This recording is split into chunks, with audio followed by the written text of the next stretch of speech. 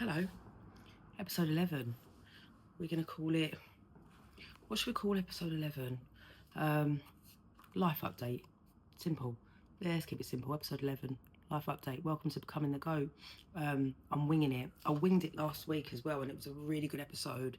And I'm winging it again. And I've got McDonald's.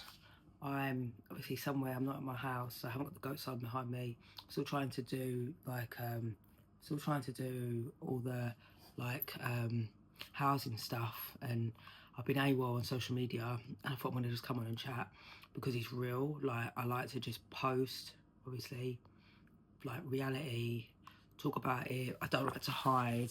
One of the things about me is I really wanna when I come online, I really wanna be polished, and I'm not polished. And actually, me not coming on polished really works for my healing process, because I have a real issue with wanting to be perfect, like perfectionism. I haven't got a mic tonight. I'm all over the place. I'm living out of just loads of stuff out of a suitcase. Let's just have it right. Do you know what I mean? I'm moving. I don't want to go. I can't really go into it anyway. Which probably think, why is she still in Liverpool? Because I've had some situations happen, and I had to just leave my own, basically. That's pretty much the be all and end all of it. I don't want to talk about it, so I'm just not going to talk about it. There's the only thing. There's a couple of things obviously that got going on at the minute. The legal thing with my mum and my housing situation. Both of those things I can't really talk about, which is okay. I've just got a lot of stuff going on. But what happened is I've been having panic attacks. So for the last, how long? Whenever a couple of weeks ago, so I went to a boxing event, didn't I, in Manchester, and just before the event, I had a panic attack on the Thursday. Yeah. And I was in bits crying down the phone to my friend. She just so happened to message me at the time when I was just going through it, and I had a really bad situation happen. I had a bad situation happen to me, and it set me off. And I had a panic attack, and it's unleashed my panic attacks, because since then I have not stopped having panic attacks. Basically, I can't breathe properly, or I'm like zoning out, or I'm like distracting myself. I've been AWOL on social media. I've been doing the minimum to get by, and I'm coping okay, I think. I don't know how I'm coping. But one of the things about obviously my name's Healing Out Loud, right? And what my thing is about showing people how to heal, actively heal from toxic situations, obviously mainly estrangement, but toxic family situations, toxic relationships, narcissistic abuse, heal from all that kind of stuff, because it can be really triggering, right? But also in that is I want to come across as polished, right? I want to be online being polished and like, guys, I've got a really good message to share. But also, it really helps on my healing journey when I come on just like this. Like, I'm living out of a suitcase, I'm not in my house, I haven't got a mic, I'm winging it, I don't know how this is going to look, so it is what it is. I'm eating McDonald's for dinner because I couldn't be bothered to cook, and I haven't really been eating that much. And what else? Yeah, but, and I've been having panic attacks. Yeah, but I'm still here. Like, I'm still doing the do every week. I haven't given up. I haven't quit. I haven't given up. I haven't quit. I've been having panic attacks, but although I have panic attacks, they aren't, they're debilitating, they can be, but I'm still living my life. I did a story the other day talking about having a panic attack, yeah? I had a panic attack last week, coming out of the gym, getting into my car, and what set me off is the water company, like the water people phoning me about an outstanding bill for an old place I used to live in with my ex-husband. And don't live there anymore, but I owe the money for some reason because it was in my name, and he refused to pay bills. And a lot of that stuff going on, and it set me off. And I remember just, one, I couldn't breathe, and just being like, no, nah, I can't, no. I just kept saying, no, I can't do it. I spoke to the guy, and actually, one thing about it is it helped me get really honest, because I said to the guy, like, this is my situation. This is the situation I'm in. I need to tell you, and this is it. And I was like, oh. So I revealed some stuff. They really helped me sorted stuff out. It was quite easy, to be fair. They were great. I panicked. I ended up going home where I've been staying, and then I come back. I went out that night, and I thought, fuck, I still managed to do some stuff, irrespective of what happened in the day. Because I remember when I used to have panic attacks before, if you don't know the story, basically I developed acrophobia because I couldn't leave my house. So, also, by the way, yeah, just before I go on, two things. I mean, this is melting. And every time I get a fucking McDonald's frozen cherry lemonade, yeah, they never bring a fucking straw. So I have to drink it, but it's melty. Like, I want to drink the icy bit, but I've got juice. It is 10 out of 10 though. Sorry guys, this might be I ain't got a mic on though, so you shouldn't really hear like mouth sounds and all that. But it's unreal. Galaxy McFlurry. And the frozen cherry lemonade. And my order at McDonald's is a Big Mac meal. I always get the same thing. KFC, I always get KFC, McDonald's. I always get the same thing. Yeah. Well, anyway, when I'm having panic attacks and acrophobia, when I was having panic attacks back in 2023, 2024, and I've been having panic attacks again, but I managed to get out of the house that day. Even the day when the first start of my triggered all my panic attacks again, a couple of weeks ago, that day, I got out of my house. I knew I had to leave. I had to leave anyway. Something happened, I had to go. So I ended up putting all my stuff in my car, bang. And yeah, I was having panic attacks. I'm still having panic attacks, but I'm still living life and kind of, I'm coping. You know, I'm getting through, I think, slowly but surely. I'd like to be an inspiration for people. Like, that's the reason why I want to come on and show up as Polish. Like, I'd love to be like Tony Robbins or, I don't know. I always reference Tony Robbins. He's always the first person that comes to mind. Look at all the episodes and think about every episode I reference Tony Robbins. Why? I have no fucking idea. I reference Tony Robbins all the fucking time. Like, I don't even really know his stuff. I've watched a documentary. My family used to love him, but I'm like, I feel like obviously in my mind that must be like a person I think is like really like him killing it. It's like a coach, I suppose. It must be, because I've mentioned him literally all the time. Anyway, yeah. So I've been having panic attacks. I've been coping though, because I'm still here. I'm still here. I'm still showing up. I've gone a bit AWOL. I've been struggling, but I've been looking after myself. I may not show up as fully as I used to at the moment, but that's okay. I don't give myself a hard time. I still do I still do the content, you know, all that kind of stuff, and try and inspire. And basically, this is the thing, that's what I want to talk about. As part of my healing journey, like, I have for many years wanted to appear perfect. I've had it because I grew up in a family where I was the scapegoat, and everything I'd done was wrong. So I've always tried to live perfectly, if that makes sense. And in that, by living perfectly, I would hopefully not make a mistake, and then I'd get validation. That's never happened, and there's no such thing as perfect anyway. But I have to really, really, really, really work at being okay making mistakes, or letting people see that I ain't got it all together, because I want to be seen as someone who's got it all together. I want to be seen as someone who's like, you know, mentally all right, financially does well, you know, all these different kind of things. And it's not real. Like, that's not real. But I want everyone to see like I've got it together. So at times like this, where I'm like not really got it together, I have really, because life happens, shit happens, right? I say shit happens like it's just a very matter of fact. I've got a load of stuff going on. Life is showing up, but one of the things about it is my old coping mechanisms, they don't even enter my head these days. Like, they don't enter my head. My oldest coping mechanism was getting alcohol, drinking, and taking loads of cocaine. So I could be here, find someone and take loads of cocaine, and I don't do that because I know it's not my answer. You know, I've had panic attacks, and I know even from the last couple of years how much I've grown and changed, and like my healing journey. Like, one, me showing up like this and talking how life is for me today, not great, but I'm still here, is a message in itself. But then two, my healing journey has shown me that my coping mechanisms, they keep evolving and changing into healthier mechanisms, basically, because obviously, like I said, they're using the alcohol and the drugs. That obviously doesn't happen. It hasn't happened for 12 years, or just over 12 years. And then when I had panic attacks, I retreated into my house.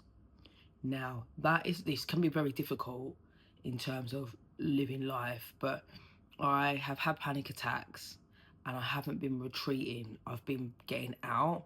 I've been going into the gym. Like I've been around. I say that I went out last night, done a few bits. Like I'm still actively participating in life. Whereas before, when I initially had the panic attacks, I retreated and I was agoraphobic. And I never thought I was going to get over my agoraphobia. I never thought I was going to get over it and be able to like live life. I just didn't think I was going to be able to do it. But I managed to get out there again. So now I'm having panic attacks. It's not that bad. Not that bad in the scheme of things. They are bad, but I've learned to live with it.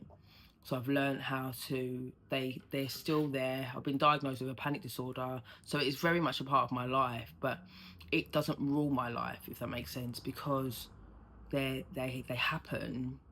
But still within that, I still over the last week have been living life, gym, you know, active trying to sort out stuff in the background, paperwork stuff. I've got to sort out a really important thing tomorrow, you know, all that kind of stuff. As whereas before, Nick, remember we talk about the growth, you know, like previous Nick, past Nick, and the things she had to go through for the Nick here. Like, so past Nick, who was in the house with severe agoraphobia, who couldn't leave the house, who ended up, remember, making her bed every day, is the reason why I sit here in front of you today. And now that sounds small, yeah, but all those chain reaction things, they add up. Me finally making a decision to say I ain't gonna stay in my bed all day because I want to not stay in my bed all day because I want to live my life again is really important, because what it means is, well, what it meant is I was putting some action in, following through, achieving a small obtainable goal of of making my bed and then getting up and then not getting back into my bed. That propelled me on to then getting out of the bedroom, getting out of the house, doing things again, therapy, building myself, coming online, showing up, talking. That Nick back there did what she did, so that Nick right here sits here talking to you, and then Nick right here is talking to you now about, you know, exes and, you know, a few life situations that are happening, and some really good things that are happening as well. Because in the background, there are good things in the background. And I went out yesterday for dinner, and I realised that this has been for a very long time. I haven't spent time with anyone in a long time where I've noticed where my nervous system is regulated. So I was out yesterday for dinner, and my nervous system wasn't all over the place. Like, I've been around so many toxic people in life, and I'm so used to having a dysregulated nervous system, or the anxiety. And don't get me wrong, yesterday I went out for dinner and I was having anxiety before I got there and stuff, and then I went out, and then after a while, and then as I was going home, I was like, my nervous system feels regulated, obviously, which is a massive change. Whereas when I'm around my family, toxic family, all that kind of stuff, my nervous system was dysregulated. It was in a mess. I couldn't breathe properly. Like, I feel like I feel like I'm constantly like that, like hands around my neck, and I can't breathe. And when you cutting those people out of my life, cutting a lot of people out of my life, it's like that I don't have that anymore. And then what starts to happen is me being by myself. It's lovely because I don't have that. But when I start to introduce new people again, so you notice recently, like going out and introducing new people, nothing's stuck because they're all dysregulating my nervous system. And that could be in any form of relationship, dysregulation. Loads of people. It's happened a couple of times recently. And I'm not saying, I don't know, but I just realised, and it just threw me into this thing of like, make sure you put yourself around people that are going to regulate your nervous system. And I know that sounds mad, yeah, but like people that don't send you into a spiral or the anxiety. Like, I don't have many people in my life who I can feel safe around. I feel safe around myself. more than anyone. So it's very, very hard for me to then find relationships with other people, and I don't just mean like a partner, I mean friendships. People around me who I can feel safe around. I have a friend who I was with last weekend. Was it last weekend at the boxing? Again, like, we haven't been friends very long, but we chat and we have this mad, the way we talk, we talk every day on the phone all the time. Like, we just talk for hours, just like updating our day. We've both got ADHD, I think. Well, I think I've got it, but that they have it, and I'm like, but we have this weird thing that happens, and it helps regulate my nervous system. I can't explain it, and we've got into this habit of we just phone and we just talk, and I just sit, talk, doing stuff, or I'm in the car, driving along. She's talking to me, and I'm like, oh yeah, you know, my nervous system. I come off the phone and I didn't have it and now my nervous system's regulated. And last night, like I say, I went out, and you know, and you know, that might not last forever, but I realised that it's really sad though. It makes me feel really upset when I think about it. Like last night I was driving home and I was like, how sad is it to be living a life where you have spent so much time around people who just are constantly causing you pain and anxiety, and you feel like you can't breathe, like even your own family. And then you meet someone and then you're like, oh, you're really calm, and it's quite nice. Like I didn't have you know, all that stuff. I felt calm. They were calm. I felt calm, and it was really nice. And I feel like that's quite sad for a 38-year-old woman who's just never really known it. You know, never really known it. I've been around people. I've been, you know, yeah. It's sad, but it's okay. I love my life today. Yeah. Like, the life I got today is fucking hard though, man. It's so difficult because I feel like, especially this year, it's been really testing, and I keep coming up against it. And I'm like, I can't cope anymore. And then like, even me talking about it now, I've been having panic attacks all the time, and it's been really hard. And I just feel really dysregulated at the minute. But then, like, I've worked so hard over the years, like all the groundwork that I've done that I try and give to other people, you know, by telling them, like, keep showing up for yourself, the gym, you know, like doing all these little obtainable, like, little goals that you push yourself to, right? Because what it's done is, it's like I say, that groundwork, it's given me a solid foundation of, like, so now when the shit hits the fan, yeah, okay, I'm going through it, but I am a million times stronger than even past Nick, 2023 Nick. You know, like, I'm a million times stronger. Like, she went through so much shit, and then the one who sits here now, like, still going through shit, but the way I cope is I'm stronger than 2023 Nick, because I went through loads of stuff, but I also did a lot of stuff to get out of it. So I didn't sit in it. I did it in the beginning because it's been really difficult, and you know, it takes a long time. You don't just snap out of, like, mental health issues and all that kind of stuff. You learn how to cope with it. But what I did is I learned how to cope with it, but I also learned how to pull myself out of the darkness. 100%. Like, life is okay though. It's all right. Like, I have 100% confidence that my life is just gonna pan out all right. Like, there's nothing to worry about at the minute. I've got a roof over my head. I'm just trying to sort out some external housing stuff. I've got a roof over my head. I live with my panic disorder. It doesn't, I mean, it's really tough, but it doesn't stop me from living my life. I have a nice life. I've laughed today.